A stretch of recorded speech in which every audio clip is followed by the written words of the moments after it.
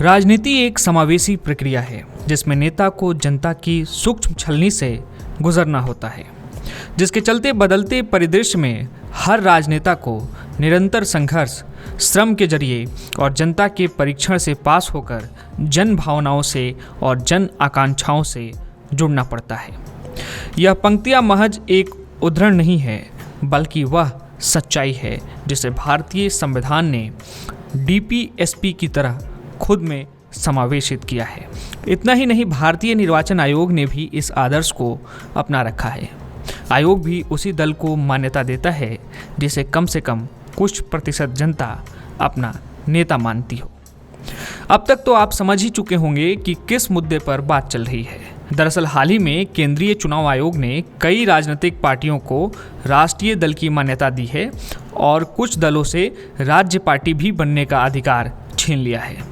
आइए जानते हैं कि पूरे मामले में क्या हुआ है। चुनाव आयोग ने देश भर में 6% से कम वोट शेयर होने के चलते ममता बनर्जी की तृणमूल कांग्रेस, शरद पवार की एनसीपी और सीपीआई से नेशनल पार्टी का दर्जा वापस ले लिया है, जबकि केजरीवाल की आम आदमी पार्टी को राष्ट्रीय पार्टी का तमगा प्रदान किया है।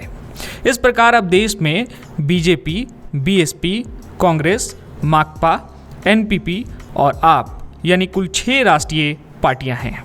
राष्ट्रीय लोकदल यानी रालोद से यूपी की राज्य स्तरीय पार्टी का दर्जा वापस ले लिया गया है।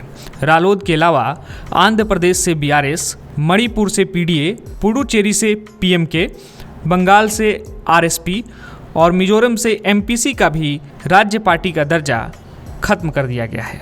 अब इस खबर के बाद यह जिज्ञासा जरूर उठनी चाहिए कि राज्य पार्टी या राष्ट्रीय पार्टी बनने और बने रहने के लिए क्या मानक तय किए गए हैं। दरअसल राष्ट्रीय पार्टी बनने के लिए 3 नियम बनाए गए हैं, जिसमें किसी एक नियम को पूरा करना जरूरी है।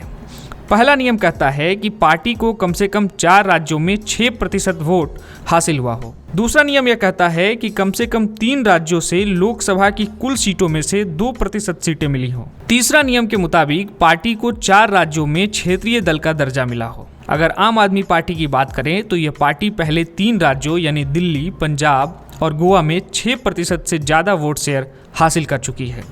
अभी गुजरात में इसे 13% के करीब वोट मिलने से यह राष्ट्रीय पार्टी के नॉर्म्स पूरे कर चुकी है, जिसके चलते इसे मान्यता मिल गई। अब राज्य स्तर के दल की बात करें तो इसके लिए भी कुछ शर्तें रखी गई हैं, जिसमें मान्यता पाने के लिए कोई एक शर्त पूरी करनी होती है। इसमें शर्त के मुताबिक किसी दल को मान्यता के लिए इसे संबंधित राज्य विधानसभा के आम चुनाव में राज्य में डाले गए वैध मतों का 6% मत हासिल करना होता है और साथ ही उसी राज्य के विधानसभा में 2 सीटें भी जीतना होता है, या लोकसभा के आम चुनाव में यह राज्य के कुल वैध मतों का 6% प्राप्त करना होता है और साथ ही उसी राज्य से लोकसभा में 1 सीट भी जीतना होता है, या फिर इससे संबंधित राज्य के विधानसभा के आम चुनाव में विधानसभा में 3% सीटें जीती हों या विधानसभा में 3 सीटें जीती हों, या इससे संबंधित राज्य में लोकसभा के आम चुनाव में राज्य को आवंटित प्रत्येक 25 सीटों के लिए लोकसभा में 1 सीट मिली हो, या फिर वह दल राज्य या राज्य विधानसभा के लिए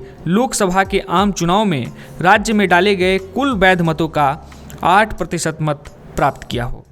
अब आपका यह ख्याल भी जायज़ है कि इस तरह की मान्यता के लिए राजनीतिक पार्टियां इतनी परेशान क्यों होती हैं।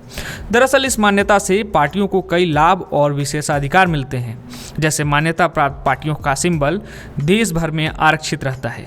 चुनाव प्रचार के दौरान उन्हें अधिकतम 40 स्टार प्रचारक रखने की इजाज़त होती है, जिनके यात्रा खर्च को उम्मीदवार के चुनाव खर्च से भी नहीं जोड़ा जाता है। और तो और आम चुनावों के दौरान राष्ट्रीय पार्टियों को आकाशवाणी पर प्रसारण के लिए ब्रॉडकास्ट और टेलीकास्ट बैंड्स भी मिलते हैं। दिल्ली में पार्टियों को सब्सिडी दर पर पार्टी अध्यक्ष और पार्टी कार्यालय के लिए एक सरकारी बंगला किराए पर मिलता है।